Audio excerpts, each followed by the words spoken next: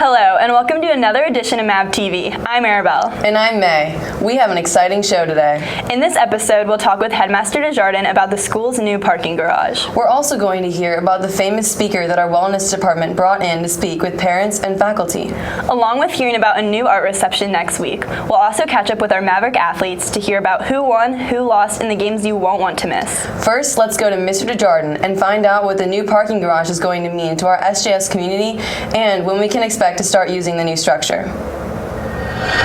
So there will be approximately 550 spaces. 100 of those spaces will be given over to the employees of St. Luke's on Monday through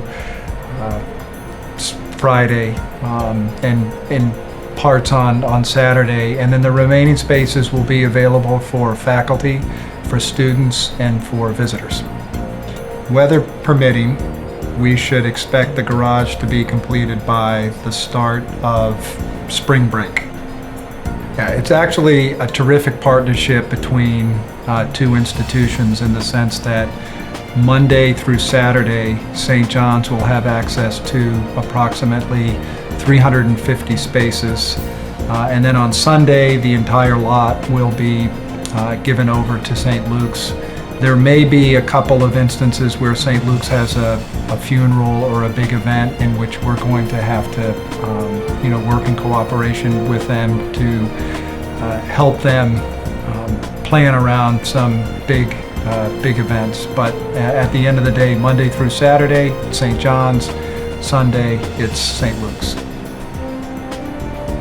One of the biggest questions that people ask is why were we willing to give up about approximately an acre of our space in order to build the parking garage on St. John's land. And the response is that while we're giving up an acre, the more significant deal is that St. Luke's is providing us a little over an acre and a half of access on their property. So from West Alabama through to Westheimer, there's an existing roadway that is on St. Luke's property that St. Luke's is part of our 50-year partnership. St. Luke's will allow St. John's to have access to that roadway. And if we did not have that, we would have to have created roadway access on our existing property. So at the end of the day, we think it's a win-win for both institutions.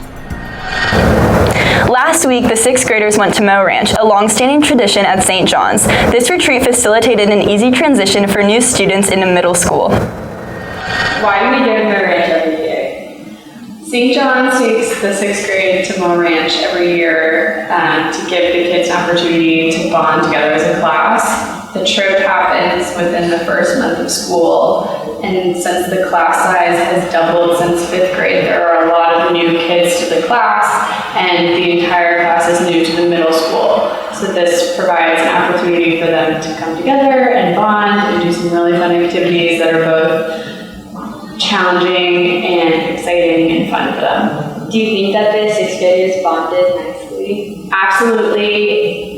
Being on the trip, you can really see from day one until the day that we go home how close the kids get. And as teachers who are on the trip, it's a really great way to get to know the kids on a more personal level. How was the big goal? Very exciting. I think that one's really fun because the kids have to pull you all the way up. And it's really fun to see the kids push their limits with those things, and it's always really surprising. I feel like I was more nervous about doing it than the kids were. Dr. Chris Willard visited the school faculty and parents to discuss the importance of wellness and mindfulness. Here's Dr. Willard to explain how to best deal with stress. My name is Chris Willard, and I'm a clinical psychologist, and I work mostly with kids and adolescents and college students.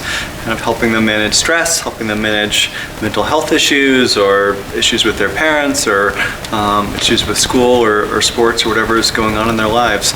I've written a couple books, and I also teach at Harvard Medical School. So one of the things that's really interesting to me is that you guys are mostly teenagers, I assume, watching this, and there's a big survey a couple of years ago that found that teenagers are actually the most stressed out people in America. Right? Your parents probably don't believe it, your teachers might not believe it, but you guys sure know it, right? Especially at a place like St. John's, which is really academically rigorous and really high expectations.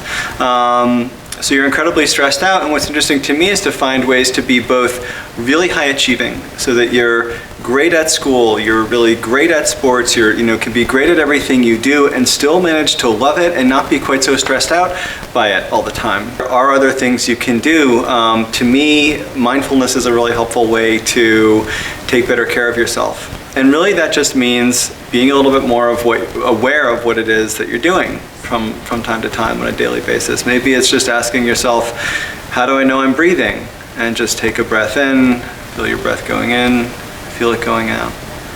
Or just taking a moment and just noticing, okay, I can feel my feet on the floor, I can feel my legs on the chair, I can feel my hands just kind of resting at my sides. Or just like listening to a few sounds and just kind of getting more into the present moment.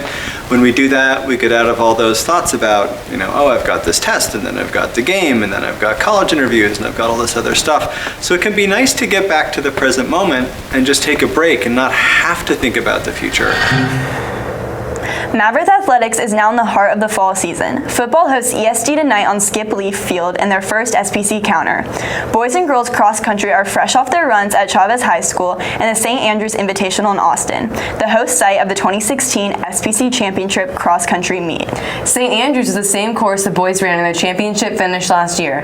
The boys were in familiar territory in Austin, finishing first in the 6A division and fourth in the 4A division. The rest of the squad placed third at the Chavez Lobo Invitational. Peyton Brown led the way for the girls team at St. Andrews. Both teams run at 2nd Baptist West tomorrow morning. Girls varsity volleyball is coming off a nail-biter win over 2nd Baptist, erasing the Eagles 15-12 in the 5th set. The Mavs will travel to Fort Worth next weekend to battle SPC North teams. Boys varsity volleyball went 2-1 in the Houston Cup and travels to St. Stephen's today for more SPC competition. After completing their annual trek to the Hockaday Playday last weekend, field hockey is now 3-0 in the regulation games and hosts Green Hill tonight on Scotty Cabin Field. Boys cross country returned to the scene of their 2015 SBC championship win. Back in prime form, the Mavericks finished again on the St. Andrews course, this time against familiar SBC foes and 6A public schools. Hey, we have a pretty strong team coming back this year. Already had a good start at the meet at St. Andrews. Didn't really think we would win, but we ended up winning the 6A division. Guys ran fairly well, not as ready as they will be, obviously. So the Austin meet went really well. We got first in the varsity A race, second in the varsity B race. A lot of our top runners had good races, and I think we can still improve and do well throughout the season. All right, what I like about cross country is that progress is measured by a drop in time. It's not measured by anything that other people do. It's only based on what you can do, your performance in one particular race. This summer we went to Estes Park, Colorado for the cross-country retreat, and it's a great way to bond with the team, get to know everybody, especially for the freshmen, get to know the runs, what we do, the workouts. So I think that one of the biggest challenges this season is definitely going to be staying focused. That's always a challenge when you have a season that's like 3 or 4 months long. The goal is running at some big time competition at some of these meets, big 6A schools. So we may get beaten up a little bit at those meets, but all right, because we'll hopefully run well. But we've got a good outlook, and guys some of them are a little beat up right now, but everybody will get healthy hopefully, and we'll have a good fall. The school is hosting a viewing gallery for former SJS alumni artists to display their work. Here's art teacher Dan Halvel with more information. An event in the Glassell Gallery, which is the new exhibition space in the campus center. The show has been running since the beginning of school, and we're having a closing reception on Wednesday, September 21st from 7 to 9. And the show is called Unending Sense of Wonder. And it's actually 3 artists that used to be teachers here at St. John's. So they're emeriti, or former teachers in the visual arts department, Walt Kistner, Robert Ruello, and Jane Eifler. And so the exhibition highlights their work and kind of celebrates the long-standing work that they did here at St. John's. Well, I think we've seen that it is certainly an exciting time to be a Maverick. If you have any ideas for stories you would like to see on Mav TV, you can email us at news@sjs.org. And if you're a student who would like to join our Mav TV team, contact Mr. Lakey in Campus Center 236 or email him at alakey@sjs.org. Thanks for watching, and we'll see you next week for another edition of Mav TV.